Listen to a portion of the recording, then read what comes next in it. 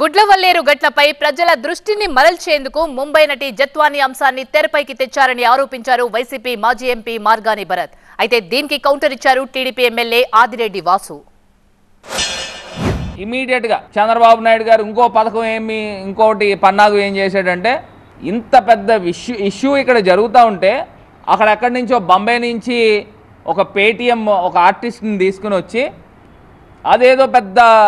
అక్కడేదో పెద్ద జరిగిపోయినట్టు మళ్ళీ ఇక్కడ ఆంధ్రప్రదేశ్లో ఒక డైవర్షన్ పాలిటిక్స్ అంటే ఈ ఇష్యూని కప్పిపుచ్చే కార్యక్రమంతో మన పిల్లల్ని వదిలేసి 300 మంది పిల్లలు వాళ్ళకి సంబంధించిన వీడియోలు తీసారని వాళ్ళు ఆరోపణలు చేస్తూ ఉంటే ఈ గొడవ మానేసి చంద్రబాబు నాయుడు గారు ఆ కదంబరి అనే అమ్మాయి గురించి మాట్లాడుతూ ఉన్నాడు.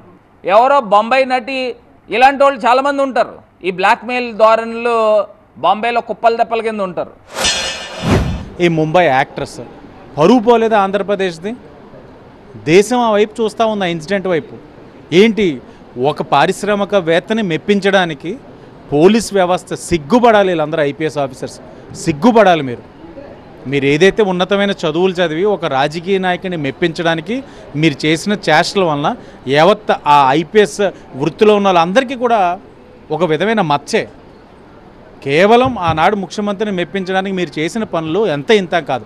మహిళలు చూడండి, ముంబైలో ఉన్న యాక్టర్స్కే రక్షణ లేదంటే ఈ ఆంధ్రప్రదేశ్ రాష్ట్రంలో మహిళల పరిస్థితి ఆ రోజు ఎలా ఉందో ఆలోచించండి.